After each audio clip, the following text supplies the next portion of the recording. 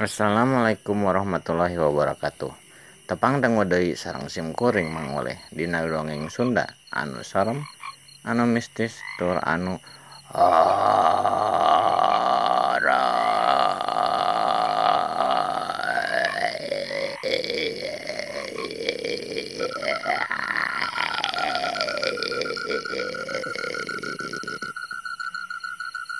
dina dangat ayeuna. Simkuring bade ngongdongengkeun anu janten judul Dedemit Curug Ratnasi. Mugi-mugi dongeng ieu tiasa janten panghibur kana kalbu, pangbebenah kana manah. Teras kanggo anu nuju sedih, mugi-mugi ku dongeng ieu janten kahibur deui hatena. Yeuh pamirsa, supados teu nyangkorong ting kana waktos hayu urang dangukeun sasarengan kumaha caritan ieu teh. Yuk, kemon.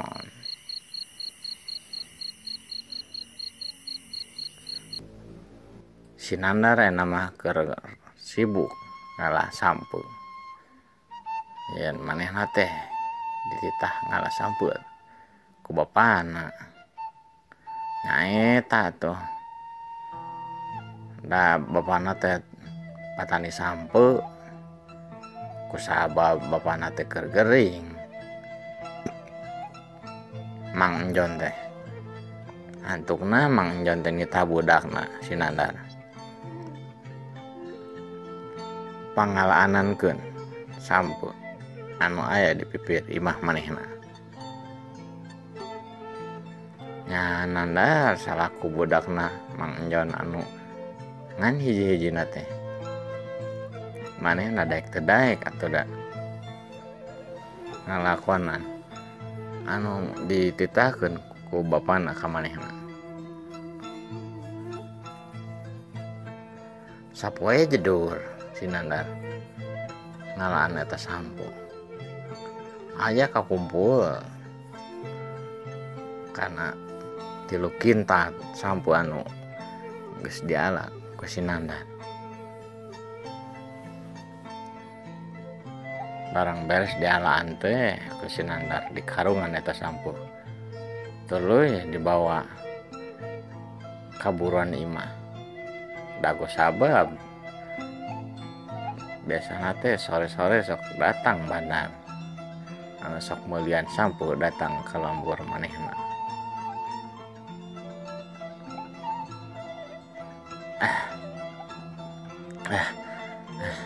Pak, yang geus Pak sampeu teh. Ujang. Mun teu dibantuan ku Ujang mah nya kusaha deui atuh. Haindung maneh kan geus eueuh. Geus aya kan 2 mingguna. Nah, anu asana dibantuan ku indung maneh ayeuna mah nyawayahna we ku Ujang. Nya hampur ieu mah Bapak. Kitu pok-pokan bapana Nandar. Kasih Nandar. Nya teu sawios Pak. Ngai mun teu dibantuan ku Nandar nya kusaha deui atuh. Manya rek nitah batur. Apanan kan nitah teh da kudu make duit.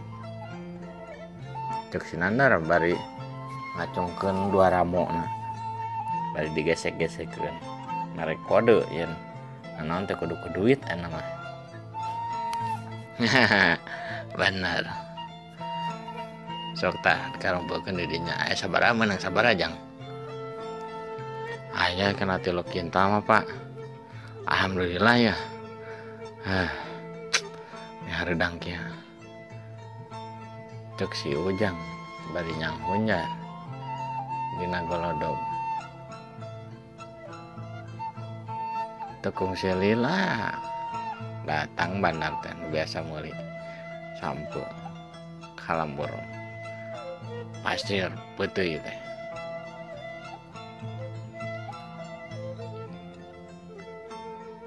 Kurunyung duaan keluar tina mobil nyamperkeun ka si Ujang. Ku si Ujang di ladangan. Aku kudu kumaha deui atuh daya bapana mah Mang Enjon keur gering. Jadi teu bisa keneh angker keur teu bisa leumpang teu lancar gitu kan. Ku sabab eta kapancong ku pacul. Jadi weh suku nu katuhuna teh ukur di perban gitu. Jeung cicingna ge henteu di golodog di tengah imah, di tepas imah. Bari panto nu hareup teh panto hareup dibuka. Geus badami atau nu banar teh nu duaan teh. Songkeun duitna. Katingali duitna teh aya kana 500.000. Geus kitu mah sampeu teh ditaik-taikeun. Da eta kana mobil kol banar teh datang. Taik-taikeun kana mobil. Dibantuan ku si Ujang, ku si Nandar.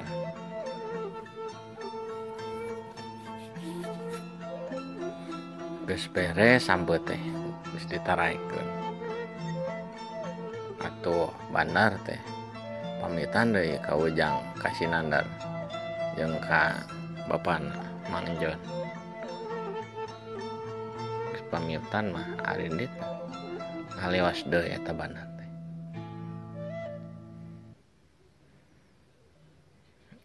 Si Nandar ngasongkeun duitna ka bapana. Atuh si bapana teh bungah nengok kitu teh. Eta bari dina hateun teh ngarantos aduh boga budak cenah bager-bagerna kitu cek Mang Enjon. Tas kitu mah nah ku sabab jam teh geus jam 4-an sore. Si Nandar teh ngalewas we kapipir manehna ngumbah heula eta paralatan anu jadi manehna tadi ngagalian sampu teh. Naon deui atuh ngunain pacul kored eta paralatan teh dia pake ku si Nandar pas ngalaan sampu.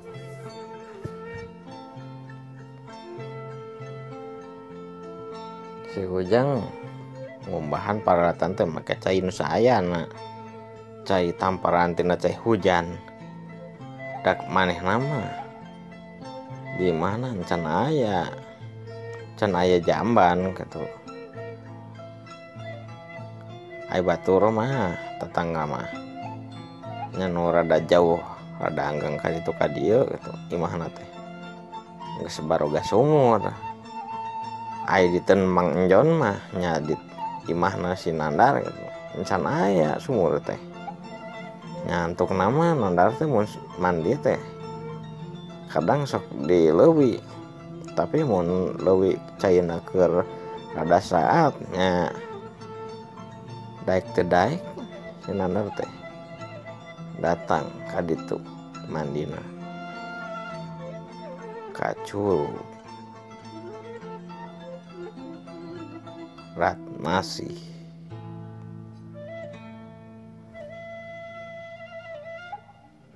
beres ngumbahan paralatan manehna tadi ngalah sampu. Si Nandar teh neundeun deui paralatanna diasupkeun deui ka pawon ka tempat biasana bapana sok neundeun eta barang-barang. Tas kitu mah si Nandar mawa anduk anu aya disampaikeun dina tali rapia di pawon teh. Nya kitu da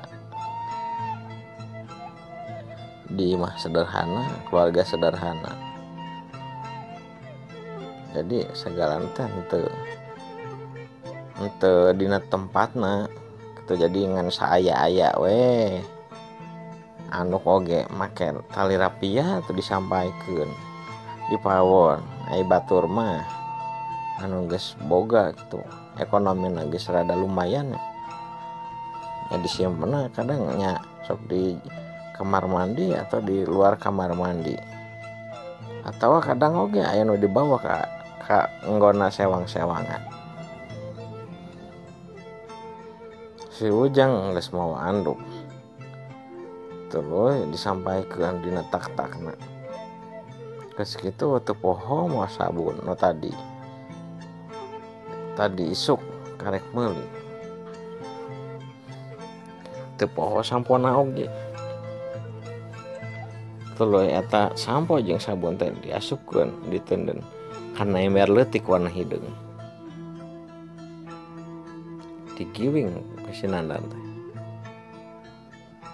Pak Nandar ka curug gawe nya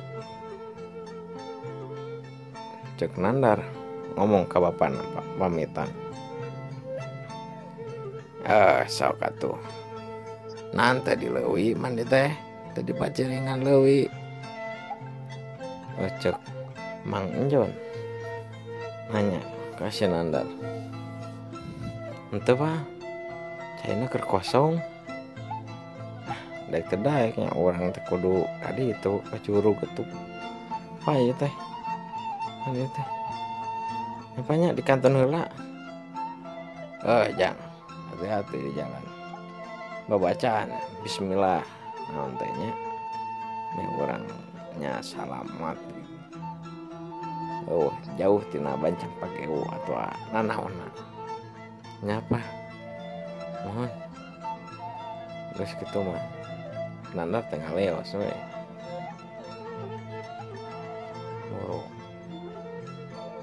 ka tempat anu manehna ayeuna rek dituju nyanta Curug Ratnasih.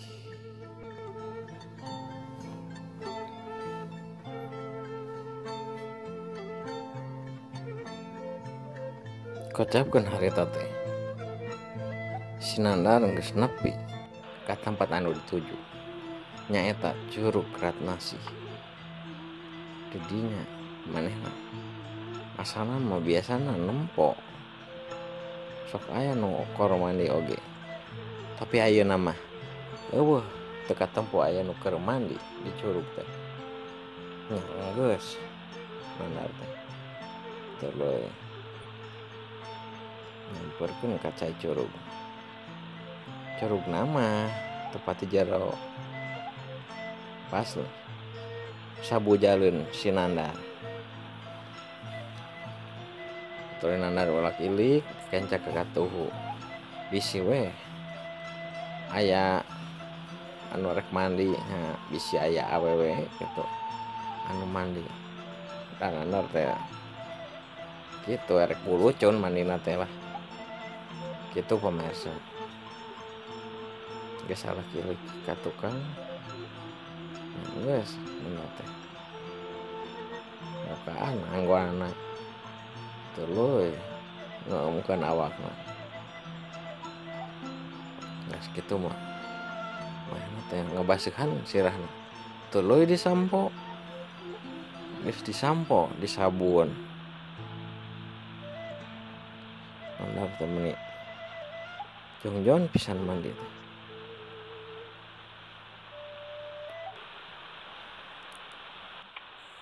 pas keur mandi kitu ngedadak dina jero cai teh karasa ku Nandar teh asa aya nu ngabetot ka jero Nandar ruas aya naon cek manehna naha teh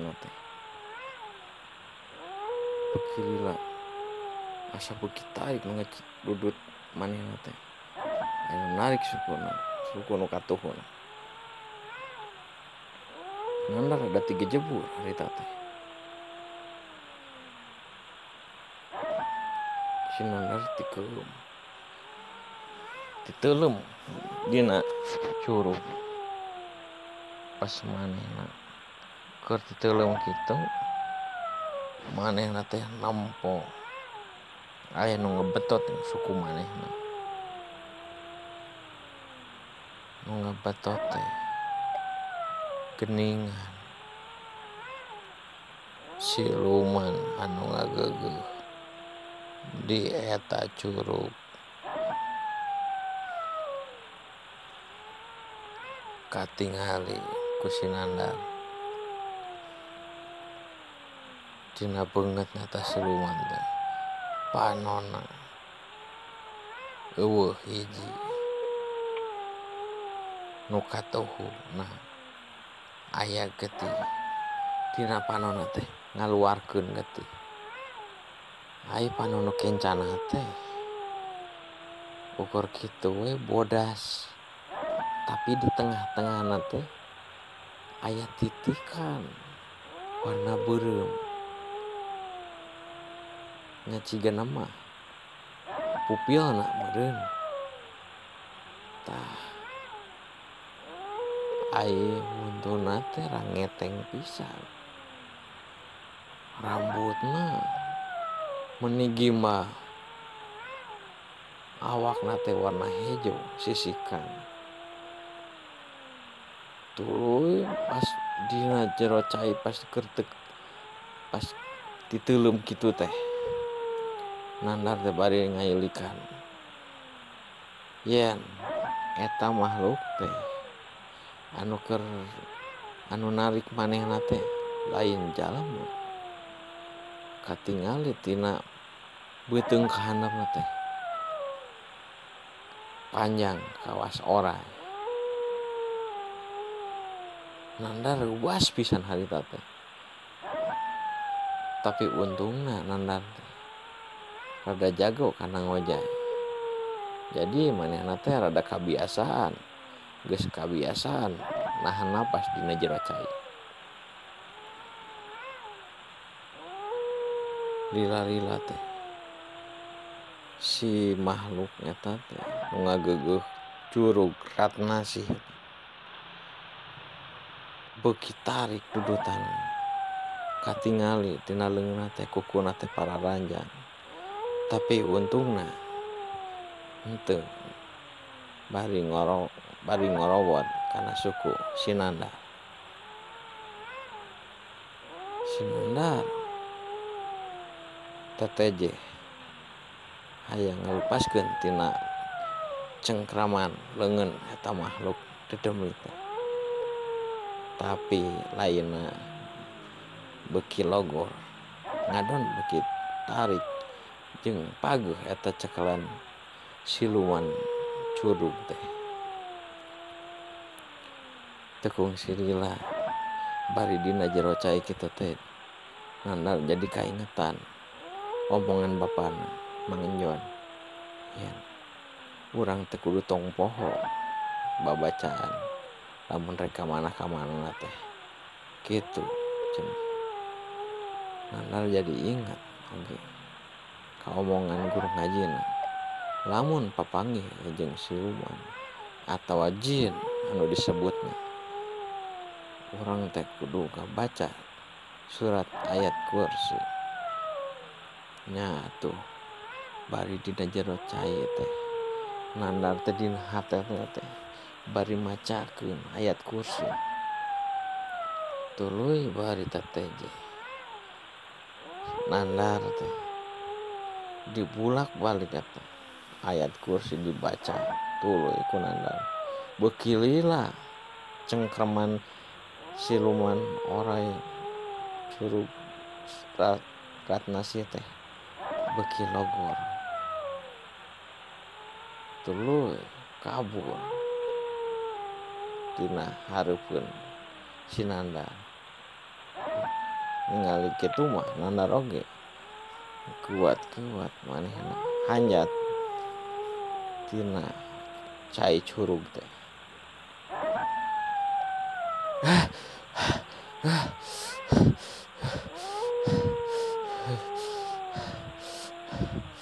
Gusti, alhamdulillah aing selamat.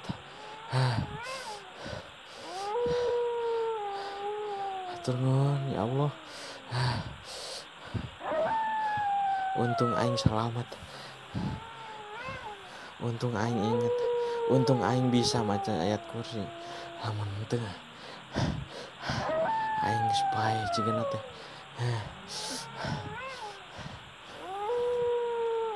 Gitu omonganna si Nandar bari nangtung hareupeun curug Ratnasi. Tas kitu mah si Nandar teh kuat-kuat dianduk nyata jeung bari bisi aya jalma ningali manehna yen harita teh manehna teu make anggoan dina awakna teh. Tas dianduk ke geuwat oge buru-buru manehna di baju jeung di calana. Tas kitu mah si Nandar ngaleos ninggalkeun eta patempatan. Tah kitu pamirsa, dongeng anu tiasa kusim kuring pidangukeun dina danget ayeuna. Mugi-mugi dongeng anu bieu teh tiasa janten panghibur kana kalbu pangbabanah kana manah. Wabillahi taufik wal hidayah. Wassalamualaikum warahmatullahi wabarakatuh. Permios. Kemon.